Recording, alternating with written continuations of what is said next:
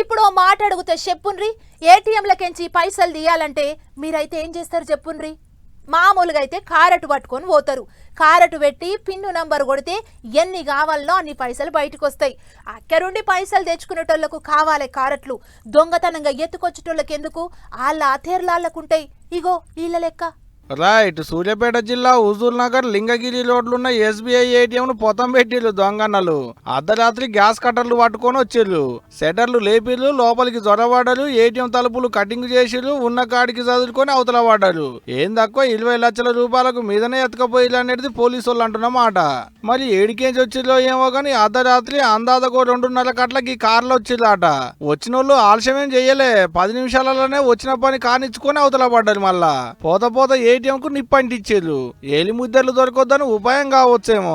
అగా చూడోలి, మిషన్ మొత్తం ఎట్ట పొరక చేసిపోయిర్రు. గంత తెలివి ఉన్నోళ్ళు అలా పనితనం అంతా సీసీ కెమెరాలలో రికార్డ్ అవుతుంది అనేది ముచ్చట ఎలకలేకపోయి ఉండొచ్చునో. మరి వాటిని ఏమనలేదు బాగానే. గా సీసీ కెమెరాలలో సినిమా మొత్తం రికార్డ్ అయితే కేసు రాసుకొని దొంగనలను పట్టుకునేటి పనిలో పడ్డారు పోలీసు వాళ్ళు. దొంగతనాలు చేసేటందుకు గంత తెలివి పెట్టినోళ్ళు గదే తెలివి ఏదన్నా పని చేసుకొని బతికేతందుకు పెడితే కాదా అని తిట్టిపోస్తున్నారట సూర్యాపేట పబ్లిక్.